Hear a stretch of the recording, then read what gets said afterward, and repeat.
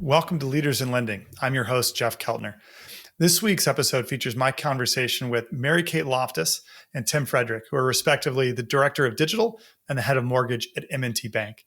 Mary Kate also serves as the newly elected Vice Chair of the Digital Channels Committee at the Consumer Bankers Association. So I was really excited for this conversation. We dove into some of Mary Kate's perspective from the CBA and her work there on digitization, what's happening, how to do it well, what's changing in that space. Tim dives a little bit into mortgages and specifically makes some comments about innovation being driven by the government and GSEs, which I think are really fascinating. And we really dive a little bit into how to invest and think about building the teams to take advantage of the opportunities that we think are going to be available over the next couple of years. It's a great conversation with first time with two guests. So I really enjoyed having two guests on to bounce thoughts off of each other. And diving into both the mortgage and the digital spaces kind of independently and together. It's a great conversation. So without further ado, please enjoy this conversation with Mary Kate and Tim. Mary Kate and Tim, thanks so much for joining me today and making the time. I really appreciate it. Hey, Jeff. Hi, Jeff. Great to be here. I haven't done two guests very often, so I'm gonna have to make sure I ask questions specifically to you guys so we don't talk over each other. So Mary Kate, I'll throw this out to you. I start my podcast with all my guests with this question. And I was recently at a conference, and every person I talked to described themselves as an accidental banker, because I think not many of us grow up with the vision of becoming bankers. So tell me a little bit about how you got into the industry and how you ended up in the position you're in today. Absolutely. So Jeff, hello. It's nice to be here today, and I'm really excited for our conversation. I suppose, like most bankers, I am an accidental banker, although I can't be too much of an accidental banker because I did go to business school, and that was a common place for many people as right as you're leaving to come into. So I've actually spent my entire career in banking, which is when I look back now, I'm like, oh my gosh, that's 25 years almost of bank experience. And as I came into it, I've actually quite fallen in love with the fact that it's all about people achieve their financial goals and dreams. I think it's really important work, even as it continues to evolve, which I think we'll be talking about today. Yeah. Now, Tim, did you grow up wanting to be a banker, or is this an accidental profession for you as well? Accidental for sure. I actually started as a customer service rep at a small bank in Colorado and quickly found the mortgage side of the business and have spent the last 23 years originating mortgages in various aspects. So happy to be here. Right. Well, I'm reading a book on mortgage originations and the subprime crisis. So, I'm going to have some very pointed questions for you later today. Kind of lots of information coming at me. Mary Kate, I wanted to start with a question for you because, we kind of met through your work with the CBA and the Digital Channels Committee. And maybe digital transformation is probably the most common topic of conversation when I talk to banks and credit unions today going, hey, we have to do something. What do we do? How do we prioritize? I'm curious, either the key focus areas you hear on what people are trying to achieve, or like what are the key things they're working on towards that end? Because it's such an amorphous topic in certain ways. And I'm curious how you see it playing out in practical terms.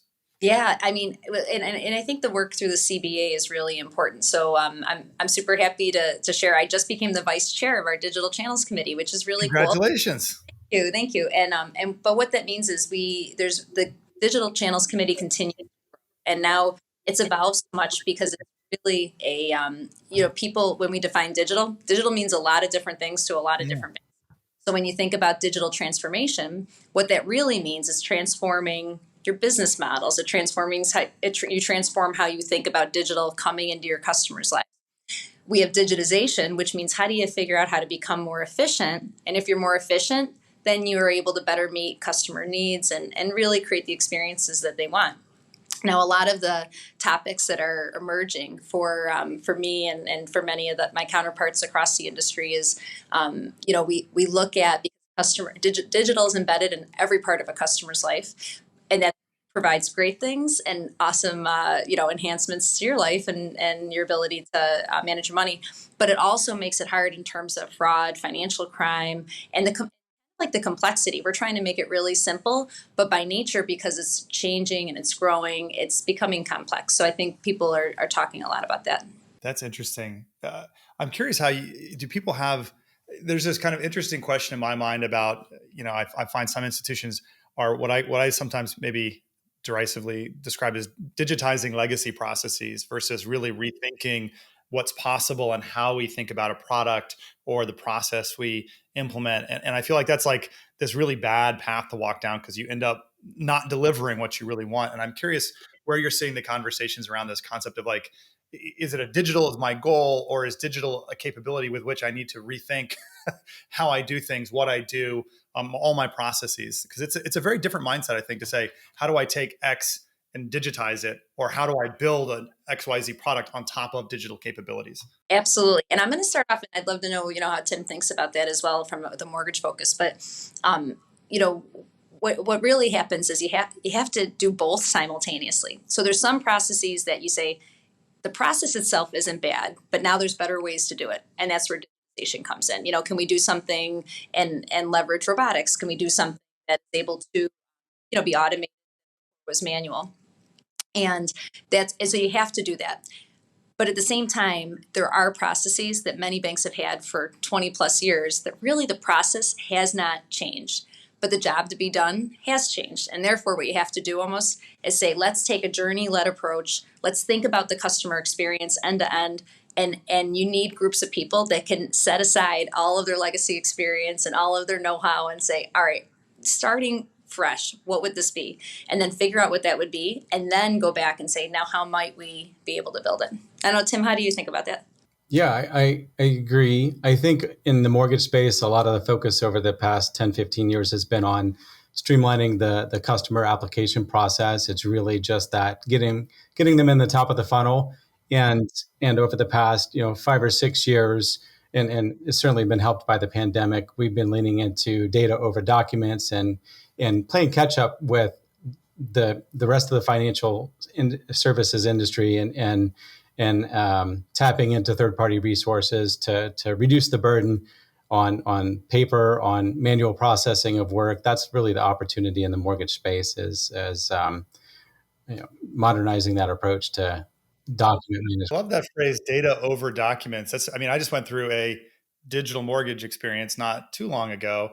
And, the digital part was like, just upload these 45 documents, many of which were documents that I had to get from the bank that I was applying for the mortgage from. So I went, that did not, I was like, it's digital. But to that point, like they were not doing data over documents. They had just digitized the document collection process, which to me felt not that much better. It's certainly better to do it on my computer, but didn't seem like a real execution of what was possible when I said, hey, you wanted my bank statements, you're my bank. Like you shouldn't even have to ask. You should just know and process. So that's an interesting, how you actually tie that together, I think is a really interesting And I challenge. think we learned a lot of that through customer journeys and understanding the same questions you're asking. Why do you need this? You should already have it. And Yeah. the availability of data sources now allow us to move that direction. Tim, you made an interesting, oh, go ahead, Mary Kate. And I think, Jeff, where you're getting at is, when you think about the banks often, and even if it's not directly the bank, but we have insight into like every touch point normally of a customer's financial life. So what we may see as like a step into digitization by doing the document upload, without a doubt, what we're really, I think, our focus and like so many organizations' focus is to say, how do we now say, this is everything we know, we'll make it even easier for you. And not only that, but we're going to offer up insights that help you make the best decision. Like that to me is like the companies that are doing it best are doing that. And that's where we're going to go. Well, Tim, I want to ask you this because we were talking earlier, and you talked about where innovation comes from in the mortgage space, which is an interesting space because of these particularly because of the GSEs who end up kind of maybe driving, maybe limiting, depending on your perspective, what can be done from an innovative point of view because of the role they play in the kind of the implicit guarantees and the fact that they end up being the purchaser of a lot of mortgages. How do you see innovation being driven in the mortgage space? Is it being driven by government regulation, GSEs? Is it being driven despite them? How does that interplay really work? I think you nailed it, Jeff. The agencies are really the innovators of the mortgage space, right? The vast majority of production is destined to one of the GSEs or Ginnie Mae. And they really have historically been the innovators with desktop underwriter, with appraisal valuations, with income and employment verification automations. It's really them driving those transformations for the entire industry, and it's up to the banks and mortgage lenders to adopt that technology. I think that's really where it's coming from. I don't know. Maybe I'm an old technology guy, but whenever you tell me the government's responsible for innovation, I get I get a little bit nervous about how fast it'll In go. this space, at the scale we operate at, they're actually pretty good at it. That's good to hear. I like that. I will see if I might have to check that assessment with others and see if they all agree. Um, Let me throw this question out because, Mary Kate, you were talking about kind of seeing all the touch points and offering really useful financial advice and insight for customers. And one of the interesting things I learned when I first came into this industry was how central the concept of the checking account is to the concept of a customer to a bank. That really a customer is someone who has their primary depository relationship with me, and people who get a mortgage but not a checking account are like they're kind of customers, but really you view that as a sticky relationship as being the depository account. In the digital world, is that still true? In the branchless world where I'm not coming in to make deposits and make withdrawals, does a checking account still play that kind of central role in the relationship I have with an institution? I think that we have two things going on here. So you've got, without a doubt, the legacy view of it's in many financial institutions, and it's driven primarily from how how our systems are set up to how we track, measure, and report, and that's a lot of times the origination of the checking account being the primary way to measure. It's really because of how the data is flowing within the organization. However, that being said, what we have at M&T and probably at most forward-thinking organizations is that we have invested over the last few years to say, how do we look at a customer? And really what a customer is a customer that has somebody with a relationship with us. And it could be somebody as young as 14 that got their first checking account set up. It could be something, it could be somebody that's a standalone mortgage, they have a car loan, or they have other standalone products with us, wealth accounts, etc. So what I believe is already happening is that shift away from saying the checking account customer is the only way you measure this, because the reality is every touch point with a customer is a way to be able to meet their needs and be able to create value for them. And that's where banks, as you compete for, as the community banking landscape of the United States continues to shift and consolidate, that becomes even more important, because every time you have an opportunity for organic growth, for building trust, that's where a bank really needs to think about, okay, how can I meet this customer's needs? So I think it's shifting quite a bit, but you're right that has been the predominant way to view it in the past. Well, and it drives these strange things, Tim, that often come in your world, which is like, I'll give you 50 bits off your mortgage if you put 25 bucks into a checking account. And I'm like, really? I mean, I'm just going to take the 25 bucks out in a month. And I'll do it. But it's, to me, it's such an interesting thing that focus on that singular product drove what I would describe as I don't think you really developed a deeper relationship because I put 25 bucks. I'm not saying you guys do that now, Tim, but I have friends who have had that experience. So it's interesting to think about how we move to a world where that's not, where we think, hey, I've got the mortgage. How do I now add value to your life? Be there in the moment. Give good advice and be able to position other products without something silly like, I'll give you 25 bips off for putting 25 bucks in a checking account and hoping you come back and actually use it because of that. We actually don't do that, but we do ask permission to introduce our customers to our retail banking friends, so they might talk about other opportunities. Well, I'm curious how you think about that in the nature of originations, because there's always this really interesting thing about, as that example, you're typically breaking I came to you for a mortgage. I'd like to get the mortgage. Now you're making me stop that process to go open a checking account that I don't really want because we think somebody at the bank wants it. And then there's a different version of that, which is I want to get you through the mortgage quickly and then try and say, hey, we've helped you with one thing. How else can we be of service? How do you think about that transition between completing the thing the customer came to you for and trying to take that opportunity to build a broader relationship and understand more fully the picture of that person's financial life and needs? Well, I think that's it, right? We're earning it first, and then we're making the introduction and delivering what they ask for without any added friction to the process. Yeah. Mary Kay, it looked like you were trying to say something there. Yeah, I think that Tim and team have set up some really cool programs and partnerships recently that, and they're actually not even banking related. They're about how do you help a customer, whether it's with employment, whether it's with how you build your skills, and I feel like that where Tim's saying, hey, we like to build trust like beyond just, their banking and depository relationship. Like those are the things that really, I believe, can make a difference. Have you seen real engagement around those? I think it's really interesting. I'm not going to get the numbers right, but I remember seeing a number of surveys that particularly younger consumers don't have any institutions that they feel like they trust to give them unbiased financial career life, the kind of advice on how to handle the important topics in life. And they don't trust their financial institutions is what the survey says. And they're open to places. I'm curious, have you seen those kind of education and opportunities to engage in advisory roles? I feel like there's a real opportunity to win trust and earn business, but to really help your clients in that space. I'm curious how those things are working for you.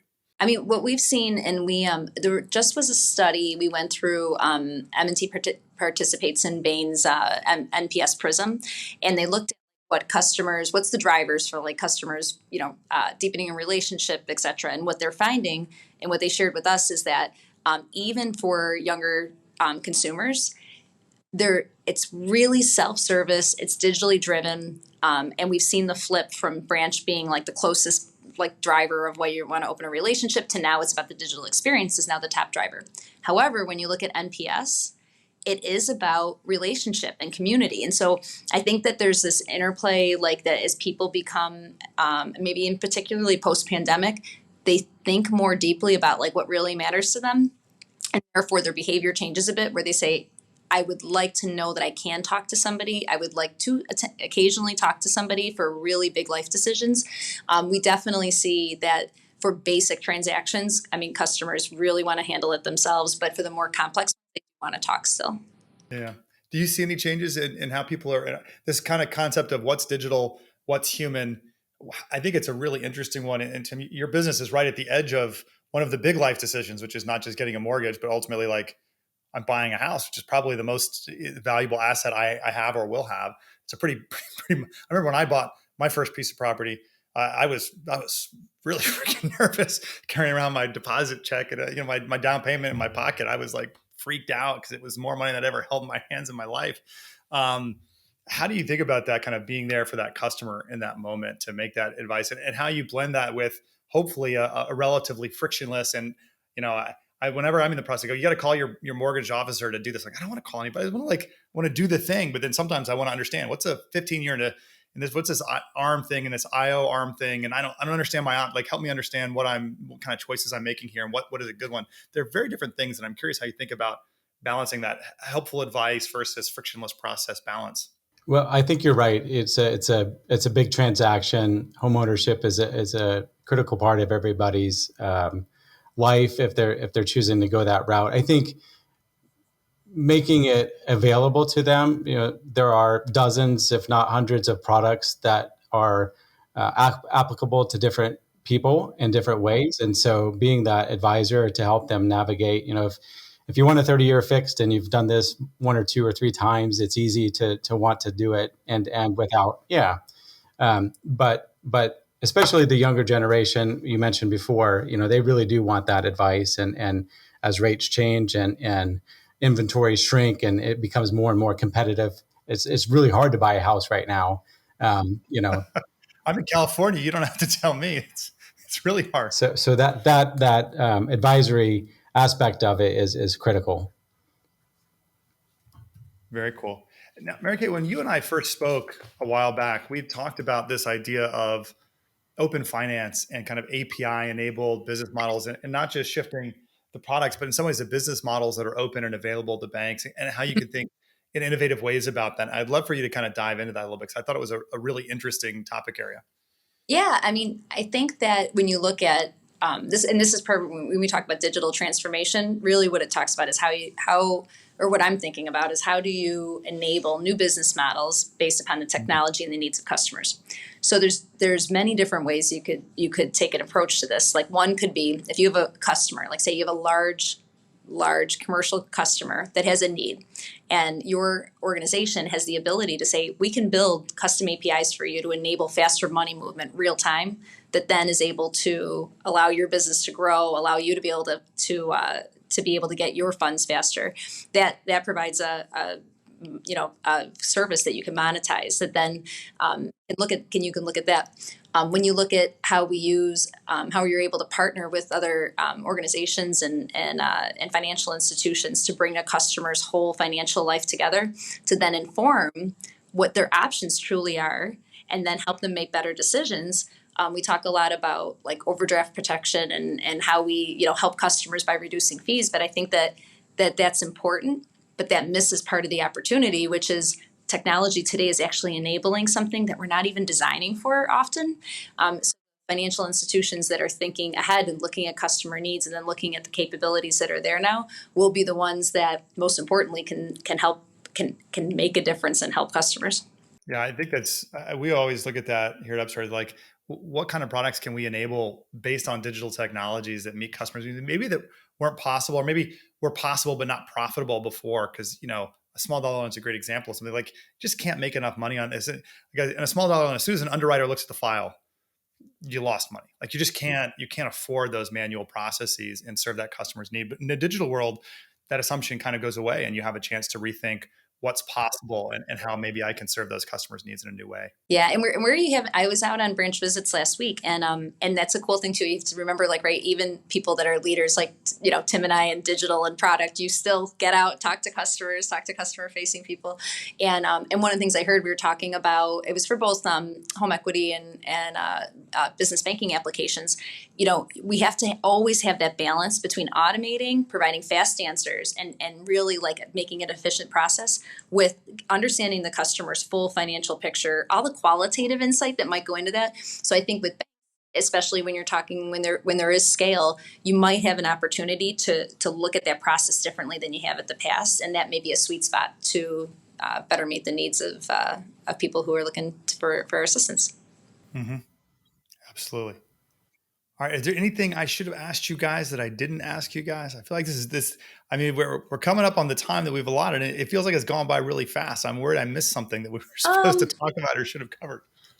I mean, look, I think, let's see. I mean, I think it's a great conversation. I mean, nothing is coming to mind, but I don't know, Tim. Well, I got a few closing questions for you. Okay. If you had something that came up, but well, here's my last question before I get in my typical closing through, which is kind of, what do you think really separates winners from losers over the next couple of years, or maybe losers is a strong word, but those who really excel in this kind of moment of transition? Is it kind of strategic priorities, product innovation? Is it bare bones execution on what we all know we need to do?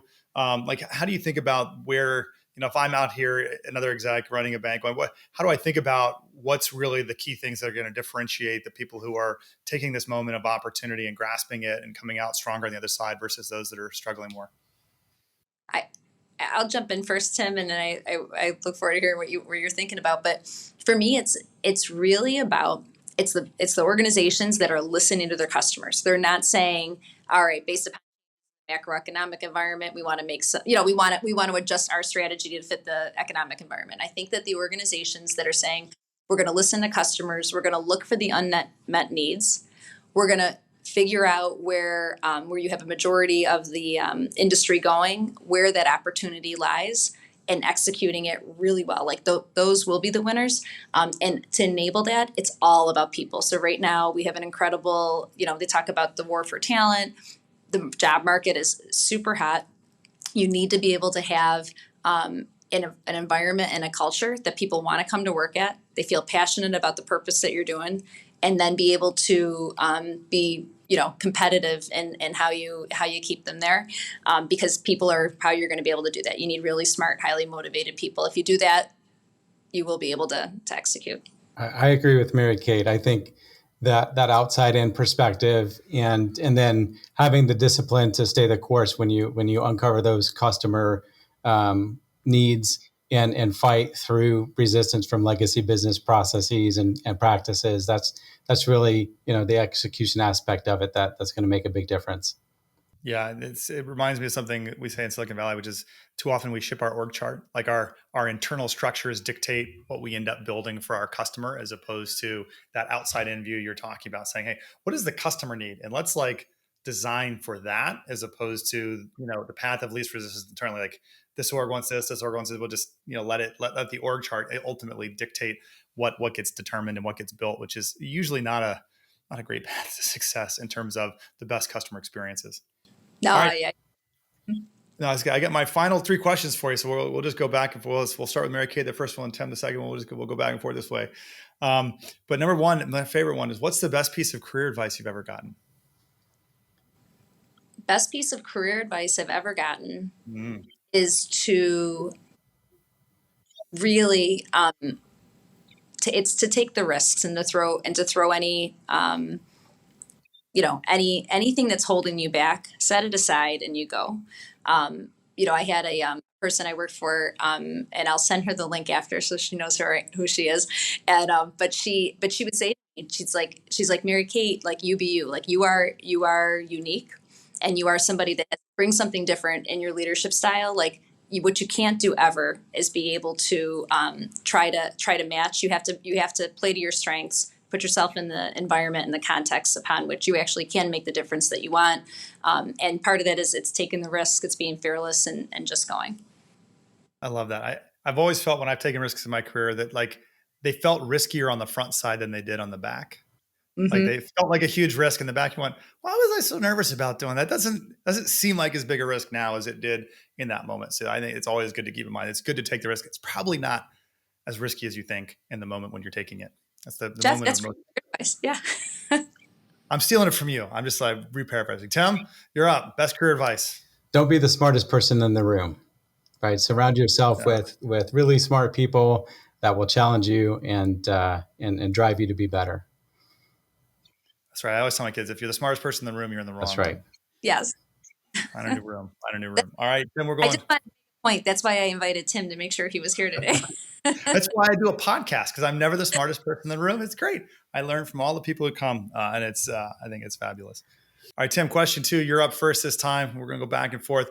What's the best advice you've gotten about the consumer banking or consumer lending space? And I know you said you're in mortgage, not consumer lending, but as I pointed out, mortgages are loans to consumers. I consider that consumer lending. That's right. They are.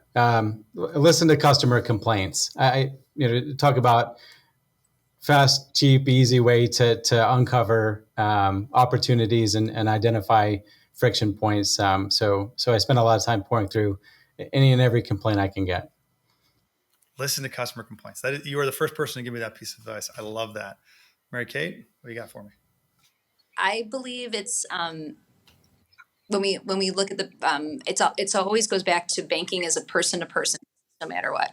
Like, we can, and this is coming from somebody who lives and breathes digital. Like, at the end of the day, I really do believe, and whether you make a person feel like they are unique and you connect with them digitally, it's always about the emotion, the relationship, how somebody feels. That's what always drives their behavior and their trust with the organization and in your company. So one follow-up for you on that, because I love this point, and I feel like it's so easy, particularly in financial services, particularly as you get into a layer or two above the day-to-day customer facing, to get, like, you see the numbers and it's like a big spreadsheet. And if I tweak this number, I can tweak this number and I can increase our margins and our ROE, and you can lose the sense of the people behind the numbers. And how do you help the team not have that experience? How do you keep them connected with the people and the emotion? Because I feel like it's so easy to lose, and you got to find really practical ways to, like, keep that connection. How do you do that?